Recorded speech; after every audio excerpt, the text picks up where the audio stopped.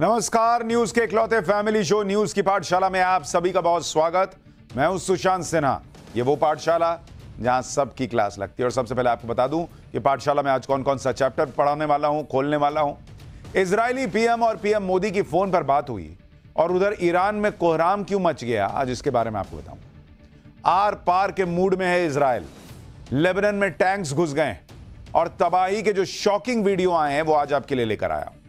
नसरल्ला की मौत पर फुल फायर ईरान को अमेरिका ने कौन सी बड़ी चेतावनी दी है। पहले हमास, अब हिजबुल्ला। इजरायली अटैक क्या तीसरा विश्व युद्ध कराकर मानेगा, आज इसके बारे में बताऊंगा कि क्या थर्ड वर्ल्ड वॉर होने की संभावना बन रही है या नहीं बन रही है। आरक्षण पर पीएम मोदी ने आज वो कहा है कि कांग्रेस पॉपकॉर्न बनी बैठी है, फट फट फट उछल रहा है। चुनाव जीतने के लिए राहुल गांधी ने शादी को भी नहीं छोड़ा। काशी के मंदिरों से अचानक साईं बाबा की मूर्तियां क्यों गायब हो रही हैं, आज आपको इसकी खबर भी बताऊंगा। साईं बाबा से जुड़ी वो खबर जिसने पूरे देश में हड़कंप मचा दिया है, उसका चैप्टर भी खुलेगा। और भारत का भगोड़ा आतंकी जाकिर नाइक पाकिस्तान पहुंचा है, अब क्या बड़ा वहां होने वाला है, उसका चैप्टर भी खोलूंगा। लेकिन सबसे पहले दिन भर की बड़ी खबरों का रिवीजन, उसके बाद पहला चैप्टर।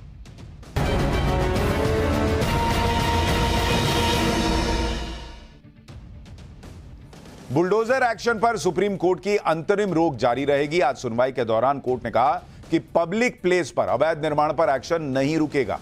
सड़क के बीच धार्मिक निर्माण गलत है, अवैध मंदिर हो, अवैध दरगाह हो, सब हटना चाहिए। सुप्रीम कोर्ट ने यह भी कहा कि कोई भी शख्स आरोपी या दोषी है तो डेमोलिशन का आधार नहीं हो सकता। सुप्रीम कोर्ट बोली कि वो बुलडोजर एक्शन पर एक गाइडलाइन जारी करेंगे जो पूरे देश पर लागू होगा। लद्दाख के एक्टिविस्ट सोनम वांगचुक को लेकर राजनीति तेज हो गई है। सोनम वांगचुक को कल रात दिल्ली के सिंघू बॉर्डर से हिरासत में लिया गया था। आज दिल्ली की सीएम आतिशी ने सोनम वांगचुक से मिलने की कोशिश की, लेकिन दिल्ली पुलिस ने आतिशी को रोक दिया। इस पर आतिशी ने कहा कि एलजी साहब के कहने पर उनको सोनम वांगचुक से मिलने से रोका गया। आतिशी का कहना था कि दिल्ली और लद्दाख से जल्दी ही एलजी राज खत्म होगा।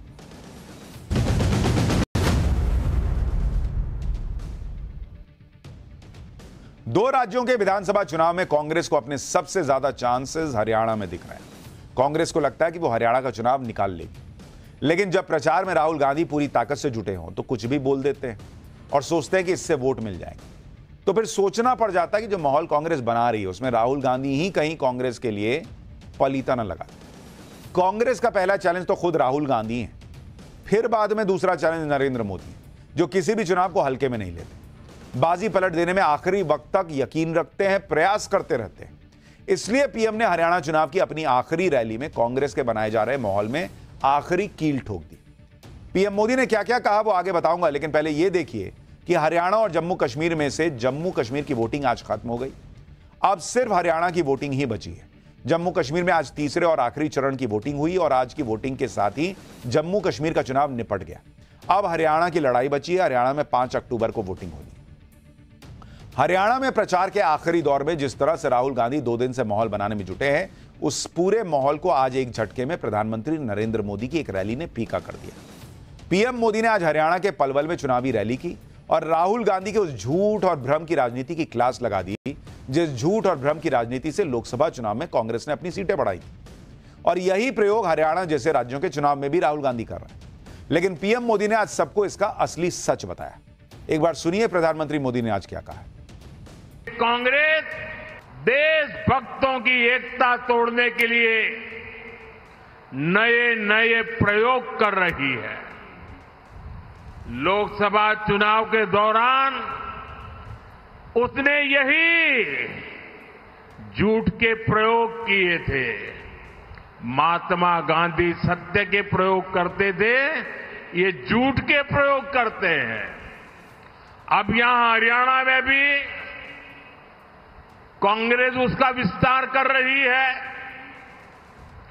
साथियों, कांग्रेस को यह लगता है कि उसका अपना वोट बैंक तो पक्का है।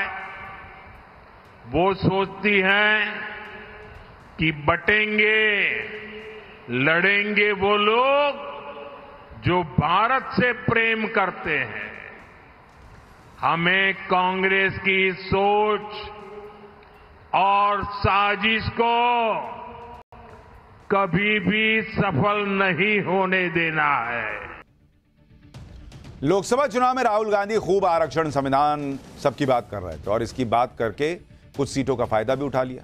लेकिन राजनीति में हर बार ऐसी स्टंटबाजी नहीं चल सकती। झूठ और भ्रम की राजनीति से जो दूसरों के लिए गड्ढा खोदता है, कभी ना कभी उस गड्ढे में वो खुद गिरता है। राहुल गांधी के साथ आजकल यही हो रहा है। बीजेपी ने राहुल गांधी की वो बात पकड़ ली है जिसमें राहुल गांधी ने अमेरिका जाकर कहा था कि जब देश में समानता होगी तो आरक्षण खत्म करने के बारे में कांग्रेस विचार करेगी।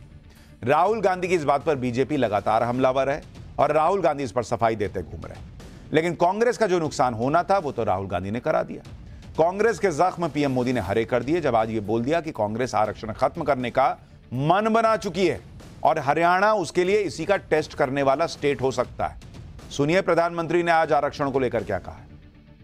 कांग्रेस ने आरक्षण खत्म करने का प्लान बना लिया है और उनके लिए हरियाणा इसका टेस्ट स्टेट होने वाला है। लेकिन साथियों, जब तक बीजेपी है, जब तक मोदी है, एससी और ओबीसी समुदाय को संविधान से मिले आरक्षण का हक कोई नहीं छीन सकता। कांग्रेस सिर्फ इसी बात में नहीं फंसी हुई है कि राहुल गांधी ने आरक्षण पर बिना सोचे समझे कुछ बोल दिया। कांग्रेस की मुसीबत उसकी गुटबाजी भी है, क्योंकि भूपेंद्र सिंह हुड्डा और कुमारी शैलजा के झगड़े की हरियाणा में हर जगह चर्चा है। कुमारी शैलजा हरियाणा में कांग्रेस की दलित नेता हैं, इसलिए कांग्रेस पर यह आरोप लग रहे हैं कि एक दलित नेता को वो सम्मान नहीं मिल रहा जो मिलना चाहिए। आज पीएम ने भी कांग्रेस की इस कलह की बात की और जनता को इस कलह से सावधान रहने के लिए कहा। यहां हरियाणा में कांग्रेस के भीतर जो कलह मची है, हरियाणा के लोग इसे भी देख रहे हैं। कांग्रेस से सबसे अधिक नाराजगी तो दलित, पिछड़े और वंचित समाज की है।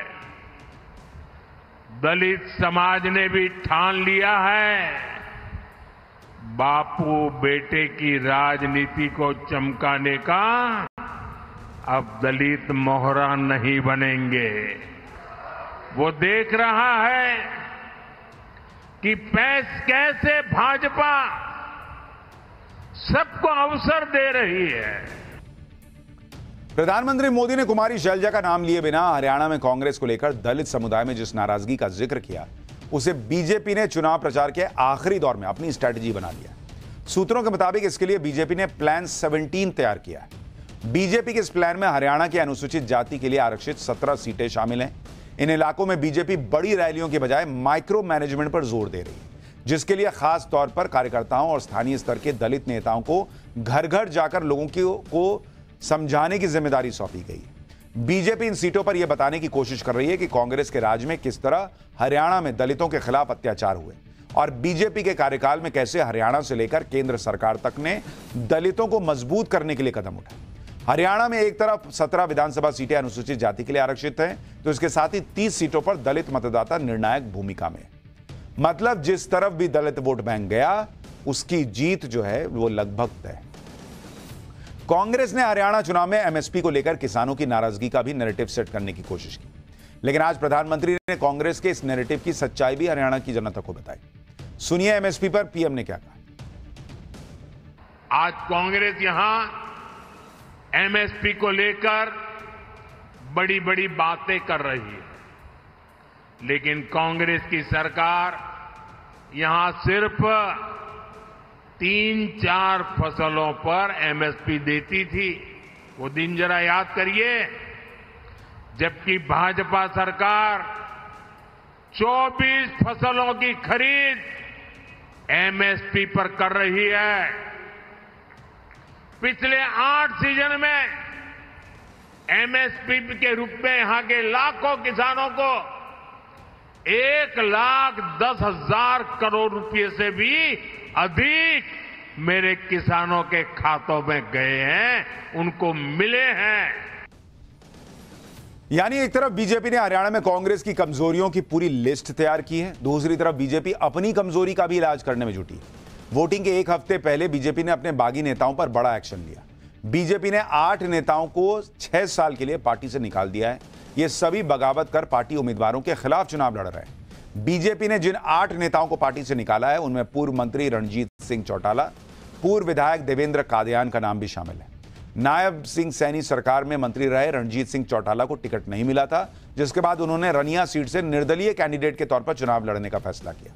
हालांकि टिकट मिलने को लेकर नाराजगी सिर्फ बीजेपी में ही नहीं है, इससे पहले कांग्रेस भी 24 बागी नेताओं पर कार्रवाई कर चुकी है। एक तरफ पीएम मोदी हैं जो हरियाणा की अपनी आखिरी चुनावी रैली में बीजेपी के लिए पूरा माहौल सेट कराए।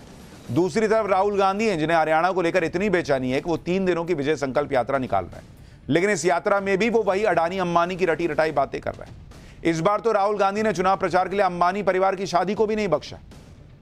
शादी ले आए खींचकर चुनाव में। भाई आप सुनिए राहुल गांधी को। महंगाई बढ़ेगी, आपके जेब में पैसा नहीं आएगा और अदानी जी की, अंबानी जी की हजारों करोड़ रुपए की शादियां होंगी। आपने देखी है अंबानी जी की शादी? देखी आपने? मीडिया पे आपने देखा होगा। मीडिया पे हिंदुस्तान में लाखों करोड़ों शादियां होती हैं। आपने मीडिया पे किसी गरीब किसान की शादी देखा ना? राहुल गांधी को देखा शादी में? बात क्लियर हो जानी चाहिए, कौन किसके तरफ खड़ा हुआ है, बात क्लियर हो जानी चाहिए। यानी अब लोगों को समझ में आ रहा कि राहुल गांधी इसीलिए शायद इस शादी में नहीं गए हों, क्योंकि कांग्रेस के दूसरे नेता तो गए थे, लेकिन राहुल गांधी को बाहर जाकर पब्लिक को बताना था कि मैं तो गया नहीं अंबानी जी की शादी में। लेकिन किसी के घर की शादी को भी सिर्फ नरेंद्र मोदी को घेरने के नाम पर चुनावी मुद्दा बना रहे हैं। आप यह भी देखिए कि राहुल गांधी की विजय संकल्प यात्रा के बीच आज कांग्रेस को बड़ा झटका लगा। पूर्व सीएम भूपेंद्र सिंह हुड्डा के करीबी कांग्रेस कैंडिडेट धर्म सिंह छौक्कर पर गिरफ्तारी की तलवार लटक रही है। धर्म सिंह छौक्कर समालखा सीट से विधायक है और इसी सीट से चुनाव लड़ रहा है। पंजाब और हरियाणा हाईकोर्ट ने छौक्कर को कल तक सरेंडर करने का वक्त दिया है। अगर वो सरेंडर नहीं करते तो पुलिस उन्हें गिरफ्तार कर लेगी। आरोप है कि छौक्कर के खिलाफ कोर्ट से गैर जमानती वारंट जारी है। इसके बावजूद वो खुलेआम चुनाव प्रचार कर रहे हैं, जबकि उनकी अग्रिम जमानत याचिका भी खारिज हो चुकी है। हरियाणा में तो टक्कर बीजेपी और कांग्रेस के बीच में नजर आ रही है, लेकिन जम्मू कश्मीर में मुकाबला बीजेपी और इंडी गठबंधन के बीच है। हालांकि चुनावी नतीजों के से पहले के टेस्ट में प्रधानमंत्री मोदी ने बाजी मारी थी, क्योंकि आर्टिकल 370 हटाए जाने के बाद यह जम्मू कश्मीर का पहला चुनाव है। जिस तरह बाकी चरणों की तरह आखिरी चरण में भी भर भर के वोटिंग हुई है, उसने साफ कर दिया कि नरेंद्र मोदी ने कश्मीर को ऐसी स्थिति में तो पहुंचा दिया है कि लोग बिना डरे वोट डालने के लिए घरों से तो निकल रहे हैं। 18 सितंबर को पहला चरण था, 61% से ज्यादा वोटिंग हुई। दूसरे चरण में 57% से ज्यादा वोटिंग हुई और जो तीसरा चरण जिसमें 40 विधानसभा सीटें थी उसमें तो 67% से ज्यादा वोटिंग की खबर है। आखिरी चरण में जम्मू कश्मीर के जिन इलाकों में वोटिंग हुई उनके बारे में सुन लीजिए। तीसरे फेज में आज जम्मू कश्मीर के 7 जिलों की 40 विधानसभा सीटों पर वोट पड़े हैं। जम्मू रीजन की 24 और कश्मीर घाटी की 14 सीटें इसमें थी। इस फेज में संसद हमले के आरोपी रहे अफजल गुरु के बड़े भाई एजाज अहमद गुरु भी सोपोर सीट से कैंडिडेट है, जबकि नॉर्थ कश्मीर की लंगेट सीट से इंजीनियर राशिद के भाई खुर्शीद अहमद शेख चुनाव लड़ रहे हैं। कभी कश्मीर में आतंक का सबसे बड़ा गढ़ रहे सोपोर में भी आज जमकर वोटिंग हुई। जो सोपोर आतंकवाद, अलगाववाद और चुनाव बॉयकॉट का केंद्र माना जाता था, जहां वोटिंग के दिन का मतलब पथराव, बवाल और कर्फ्यू होता था, उसी सोपोर में आप देखिए कैसे लंबी लंबी सुबह से लाइनें लगी हुई थी। 35 साल का वोटिंग का रिकॉर्ड टूट गया बॉस। चुनाव आयोग के आंकड़ों के मुताबिक सोपोर में 41% से ज्यादा वोटिंग हुई है, जहां लोग चुनाव का बॉयकॉट करते थे। जम्मू कश्मीर के चुनाव में कोई भी जीते, लेकिन सबसे बड़ी जीत देश की हुई है, क्योंकि जिस तरह से बम्पर वोटिंग के साथ चुनाव करवाया गया, उससे देश विरोधी ताकतों को मुंहतोड़ जवाब मिला। उन इंटरनेशनल ताकतों को मुंहतोड़ जवाब मिला जो कश्मीर को लेकर भारत विरोधी एजेंडा चलाते थे, और उस पाकिस्तान को जवाब मिला जो यह फैलाता था कि देखिए कश्मीर के लोग तो चुनाव में वोट ही नहीं देना चाहते, वो भारत के साथ रहना नहीं चाहते। अरे भैया देखो कैसे रहना चाहते हैं। पाठशाला में अब अगला चैप्टर, काशी के मंदिरों से अचानक क्यों गायब हो रही है साईं बाबा की मूर्तियां। साईं बाबा से जुड़ी वो खबर जिसने पूरे देश में हड़कंप मचा दिया है।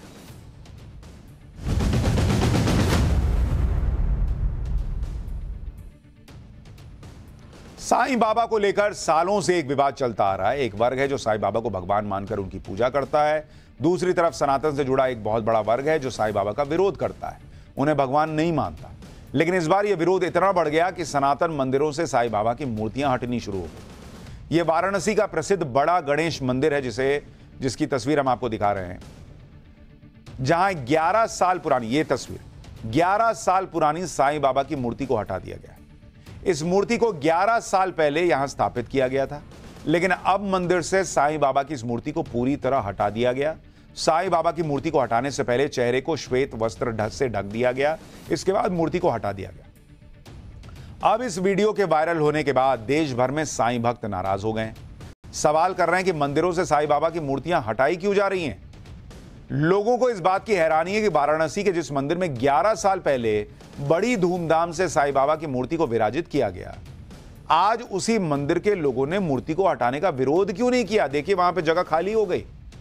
11 साल से साईं बाबा की मूर्ति थी यहां पर। दरअसल पिछले कुछ दिनों से केंद्रीय ब्राह्मण सभा ने वाराणसी में मंदिरों में साईं बाबा की मूर्तियों का विरोध शुरू कर दिया।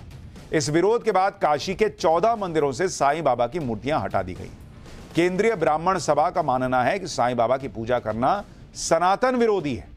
इसके अलावा यह भी कहा गया है कि हिंदू मंदिरों में किसी फकीर की मूर्ति की पूजा करके उन्हें भगवान का दर्जा नहीं दिया जा सकता। केंद्रीय ब्राह्मण सभा ने यह भी तर्क दिया कि साईं बाबा मुस्लिम धर्म से आते हैं, इसलिए ऐसे काशी के मंदिरों में साईं की प्रतिमा को स्थापित करना महापाप है, इसलिए मंदिरों से साईं बाबा की मूर्ति हटनी चाहिए। हालांकि पहले भी काशी के मंदिरों से साईं बाबा की मूर्तियां हटाई गई थी, लेकिन तब कई मूर्तियों को तोड़ा गया था। इस बार मूर्तियों को बिना किसी तरह के नुकसान पहुंचाए हटाया गया है। काशी में साईं बाबा की मूर्ति को हटाने के बाद किस तरह का माहौल है, इस पर हमारे सहयोगी की एक रिपोर्ट देखिए। इसके बाद इस मंदिर के साईं बाबा की पूजा करने वाले पुजारी ने क्या कहा है वो भी सुनवाऊंगा। उनके भक्त के साथ हमारी पूरी सहानुभूति है और हम उनके साईं जी के विरोध में नहीं है। उनका एक अलग से मंदिर होना चाहिए और हमारे सनातन धर्म के मंदिर में उनकी कोई जरूरत नहीं है। लेकिन जब उनकी प्राण प्रतिष्ठा यहाँ पर हुई होगी या फिर जो उनकी प्रतिमाएं जब लगाई गई होंगी, तो क्या इन बातों का ख्याल नहीं रखा गया था? नहीं, उस समय इस प्रकार का कोई उल्लेख नहीं था। एक लहर चल रही थी, जैसे एक पीक का लहर है कि नहीं, मतलब हर जगह लोगों ने अपनी स्थापना, गली चौराहे, छोटे बड़े मंदिर पर उनके भी अनुयायी बहुत से थे। उसी अनुयायियों में से एक अनुयायी ने जो है यहाँ उनकी स्थापना कराई। लेकिन जब उनके जो अनुयायी यहाँ पर आएंगे, भक्त आएंगे यहाँ पर मंदिर में दर्शन करने के लिए और साईं की प्रतिमा जब नहीं देखेंगे तो कहीं ना कहीं जो उनकी आस्था है उसको ठेस पहुंचेगी। तो उनको किस तरीके से आप समझाएंगे? उन लोगों से हम यही कहना चाहेंगे कि इसके लिए वह हमारे सनातन धर्म के व्यवस्था को जो है वह कबूल करें और अपना जो है हम लोगों से यही है कि जहां अलग से साईं मंदिर हो वहां जाकर के वो अपना दर्शन पूजन करें। पिछले कई सालों से साईं बाबा को लेकर विवाद चला ही आ रहा है। साईं बाबा को भगवान मानने के विरोध को लेकर शंकराचार्य से लेकर बाबा बागेश्वर के अपने अपने विचार हैं। इनके बारे में आपको आगे बताऊंगा कि बागेश्वर बाबा इस विवाद पर क्या बोलते हैं, साईं बाबा को लेकर क्या बोलते हैं। लेकिन उससे पहले साईं बाबा को लेकर उस विवाद के बारे में आपको बताता हूं जिसके बाद पूरे देश में साईं बाबा को लेकर विरोध बढ़ता चला गया। दरअसल जून 2014 में शारदा पीठ के शंकराचार्य स्वामी स्वरूपानंद सरस्वती ने साईं बाबा को लेकर एक बयान दिया था। उन्होंने कहा कि साईं बाबा भगवान नहीं है और उनकी पूजा नहीं की जानी चाहिए। शंकराचार्य का यह दावा था कि साईं बाबा मुसलमान थे। हालांकि इस तथ्य पर अभी तक बहस चल रही है। स्वरूपानंद सरस्वती ने यह भी कहा था कि हिंदू मंदिरों में साईं बाबा की पूजा करना हिंदू धर्म को विभाजित करने की साजिश है। इसके बाद अगस्त 2014 में छत्तीसगढ़ में हुई धर्म संसद में भी साईं बाबा के बारे में कई विवादास्पद बातें कही गई। शंकराचार्य के इस तरह के बयानों के बाद देश भर के साईं भक्तों ने इसका बहुत विरोध किया। विवाद कोर्ट तक चला गया। शंकराचार्य के बयानों को लेकर मुंबई के साईं धाम ट्रस्ट ने कोर्ट में केस कर दिया। अक्टूबर 2014 में साईं शंकराचार्य विवाद सुप्रीम कोर्ट तक चला गया, जहां सुप्रीम कोर्ट ने हस्तक्षेप करने से साफ इनकार कर दिया। कोर्ट ने कहा कि यह धर्म और आस्था का मामला है भाई, कोर्ट इस मामले में कोई भी निर्देश नहीं दे सकता। यानी यह मामला कोर्ट तक पहुंच चुका है। लेकिन सुप्रीम कोर्ट की इस टिप्पणी के बाद साईं बाबा को लेकर चल रहे विवाद का कोई निष्कर्ष ही नहीं निकल पाया। साईं बाबा को मानने वाले लोग अब भी साईं बाबा की पूजा करते हैं, लेकिन सनातन से जुड़े बहुत से लोग आज भी साईं बाबा का विरोध कर रहे हैं। वाराणसी की इस घटना के बाद देश में साईं भक्तों को इस बात की आशंका है कि अब यह विरोध पूरे देश में बढ़ सकता है। काशी में साईं बाबा की मूर्ति हटाने पर काशी के लोग क्या कह रहे हैं पहले ये सुनिए, इसके बाद बाबा बागेश्वर का वो बयान सुनवाऊंगा जिसके बाद विवाद खड़ा हो गया था। एक भावना चली है कि जो है कि यहाँ पर पहले साईं बाबा के यहाँ प्रतिमा थी, उस समय सोच समझ करके लगाना चाहिए था यहाँ पर कि गणेश मंदिर है, यहाँ और प्रतिमा नहीं होनी चाहिए। तो पहले तो यही गलती हुई और फिर दोबारा जो है प्रायश्चित किया गया कि भाई जो है यहाँ नहीं होना चाहिए। तो अब क्या सहमति है उन लोगों का है, क्या विरोध भी है और पक्ष में भी है लोगों, तो इसको शांतिपूर्ण ढंग से समाधान निकालना चाहिए। जहाँ स्थापित है वहाँ जाके दर्शन कर सकते हैं ना, जहाँ उनको स्थापित किया गया है वहाँ पे दर्शन कर सकते हैं। तो आपको लगता है कि मंदिरों में साईं के लिए कोई जगह नहीं होनी? नहीं, मंदिर में नहीं होने चाहिए। हिंदू मंदिर में नहीं, हाँ वो फकीर थे, मुसलमान थे, तो मंदिर में नहीं होना चाहिए। कि इसे रखने के पहले सब समझ लेना चाहिए, तब रखना चाहिए। समझे नहीं, लोग रख दिए। तो फिर यहाँ के जो भी यहाँ के पुजारी लोग हैं, महंत लोग हैं, ये लोग जो है उसको जो उचित समझे उसको किए। वो साईं के भक्त तो सब है, हम भी हैं, ऐसा थोड़ी ना कि नहीं है, दुश्मन थोड़ी ना है, लेकिन जिसकी जहाँ जगह है वहीं पर रहना चाहिए। एक अलग से मंदिर उनका बना देना चाहिए। आप लोग की साईं बाबा को लेकर शंकराचार्य से लेकर बाबा बागेश्वर तक ने कई सवाल उठाए। हालांकि इसका दूसरा पहलू यह भी है कि बहुत से लोगों के मन में साईं बाबा को लेकर अब भी कई सवाल हैं, इसलिए बाबा बागेश्वर के दरबार में बहुत से लोग साईं बाबा को लेकर सवाल पूछ ही लेते हैं। इस पर बाबा बागेश्वर ने क्या जवाब दिया था पहले वो सुनिए, इसके बाद साईं बाबा पर विदेशों में किस तरह की बातें कही गई हैं उसके बारे में भी बताऊंगा। हमारे धर्म के शंकराचार्य जी ने साईं बाबा को देवताओं का स्थान नहीं दिया है, और शंकराचार्य की बात मानना प्रत्येक सनातनी का धर्म है, क्योंकि वो अपने धर्म के प्रधानमंत्री हैं। और कोई भी संत, चाहे हमारे धर्म पंथ के हों, धर्म के हों, चाहे वो गोस्वामी तुलसीदास जी हों या सूरदास जी, संत हैं, महापुरुष हैं, युग पुरुष हैं, कल्प पुरुष हैं, लेकिन भगवान नहीं है। तो अपनी निजी आस्थाओं पर हम बोलने, आप लोगों की अपनी अपनी निजी आस्थाएं, किसी की आस्था को हम ठेस नहीं पहुंचा सकते। और इतना कह सकते साईं बाबा संत हो सकते हैं, फकीर हो सकते हैं, भगवान नहीं हो सकते हैं। तो साईं के प्रति हमारा क्या आदर है आप इसमें मत पड़ना और ना हमसे पूछना कि हमारा क्या आदर है। हम इतना कह सकते हैं कि जिसकी जितनी जैसी आस्था है रखनी चाहिए, पर साईं भगवान नहीं है ऐसा हमारे शंकराचार्य कहते हैं, और उनके ऊपर आप क्वेश्चन उठा सकते हैं। वैदिक धर्म की पूजा के लिए ऐसा है कि अगर कोई वैदिक धर्म में आ रहा है तो घर वापसी तो हमारा अभियान है, कोई दिक्कत नहीं। साईं बाबा कौन थे, क्या थे, इसके बारे में सटीक जानकारी किसी के पास नहीं है, क्योंकि साईं बाबा का जन्म कहां हुआ था, उनके माता पिता कौन थे, इसे लेकर सटीक जानकारी किसी के पास नहीं। इसके अलावा कोई उन्हें हिंदू बोलता है, कोई उन्हें मुसलमान कहता है, इसे लेकर हर किसी के अपने अपने तर्क हैं। दरअसल साईं शब्द फारसी का है जिसका अर्थ संत होता है। उस काल में आमतौर पर भारत के पाकिस्तानी हिस्से में मुस्लिम सन्यासियों के लिए इस शब्द का प्रयोग होता था। हालांकि एक पक्ष मानता है कि साईं बाबा का जन्म 28 सितंबर 1835 को महाराष्ट्र के पाथरी गांव में हुआ था। ऐसा कहा जाता है कि शिरडी के जिस मंदिर में साईं बाबा सबसे पहले रुके थे, उसके पुजारी ने उन्हें साईं कहकर ही संबोधित किया था। मंदिर के पुजारी को साईं बाबा एक मुस्लिम फकीर ही नजर आए, तभी तो उन्हें साईं कहकर पुकारा जाता है, ऐसा मानना है कुछ लोगों का। साईं को मुस्लिम मानने के पीछे उनके पहनावे का तर्क भी कई बार दे दिया जाता है। दरअसल साईं बाबा सिर पर कपड़ा बांधते थे, उसे लेकर कई बार यह कह दिया जाता है कि इस तरह का कपड़ा कोई हिंदू संत नहीं बांधता। इस तरह का पहनावा मुस्लिम फकीर रखते थे। इस पहनावे को लेकर एक तर्क यह भी है कि आमतौर पर हिंदू संत सिर पर बालों की लंबी जटा रखते हैं या सिर्फ पूरे सिर पर चोटी के रूप में शिखा रखते हैं, और इसीलिए अलग अलग तरह की बातें अलग अलग तरह के लोग कहते आए। उसकी वजह क्या है वो हमने आपको बताया। आपको जानकर हैरानी होगी कि साईं बाबा के रहस्यों को लेकर दुनिया के कई देशों में रिसर्च हुई है। साईं बाबा को लेकर कई रिसर्च पेपर तक लिखे गए। 1985 में इटली के संस्कृत के एक प्रोफेसर एंटोनियो रिगोपोलोस शिरडी आए थे। इन्होंने साईं बाबा पर एक रिसर्च पेपर लिखा था जिसका नाम था oral testimonies on Sai Baba. इस रिसर्च पेपर में इटली के प्रोफेसर ने शिरडी के लोगों से बातचीत की थी और सभी जवाबों को संकलित करके छापा था। इस रिसर्च पेपर के मुताबिक ही साईं बाबा की मृत्यु से कई विवाद शुरू हुए थे। हिंदू और मुसलमान दोनों बाबा के पार्थिव शरीर पर अपना हक जमाने लगे। हिंदू कह रहे थे कि साईं बाबा हिंदू हैं, इसलिए उनका शरीर हिंदुओं को मिलना चाहिए, जबकि मुस्लिम पक्ष इस बात पर अड़ा हुआ था कि साईं बाबा मुसलमान थे। इस विवाद की वजह से बाबा का पार्थिव शरीर 3 दिन तक रखा रहा था। इसके बाद अहमदनगर के डिस्ट्रिक्ट कलेक्टर ने आकर फैसला किया। डिस्ट्रिक्ट कलेक्टर ने आकर देखा कि बाबा लंगोट पहनते थे और इस तरह का लंगोट हिंदू ही पहना करते थे, क्योंकि लंगोट मुसलमानों का पहनावा नहीं है।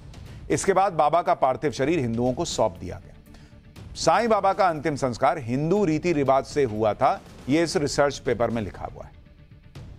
इस घटना के बाद ही शिरडी में साईं बाबा का भव्य मंदिर का निर्माण हुआ, जहां लाखों लोग जाते हैं। लेकिन एक बार फिर यह विवाद खड़ा हुआ है, पता नहीं कहां जाकर रुकेगा।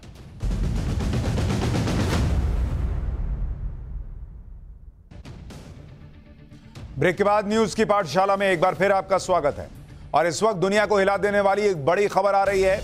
दावा किया जा रहा है कि इजराइल पर अगले 12 घंटे में भीषण हमला होना है। अमेरिका ने बताया कि ईरान ने हमले का समय तय कर लिया है और सैकड़ों बैलिस्टिक मिसाइल ईरान दाग सकता है। सैकड़ों मिसाइल और ड्रोन से इजराइल पर हमला करने जा रहा है ईरान। यूएस ने अपने अधिकारियों के लिए यह निर्देश जारी किया है कि सुरक्षित जगहों पर चले जाएं। यानी अगले कुछ ही घंटों में ईरान जो है वो इजराइल पर हजारों बैलिस्टिक मिसाइल दाग सकता है। यानी ये पूरा मामला और गंभीर हो रहा है और ये जंग और तेज होगी, इसके पूरे संकेत मिल रहे हैं, क्योंकि अमेरिका का जो अपना सिस्टम है, इंटेलिजेंस सिस्टम, वो ये दावा कर रहा है कि अगले 12 घंटे में इजराइल पर ईरान भीषण हमला करने जा रहा है। इससे जुड़ी हर खबर आपको बताते रहेंगे।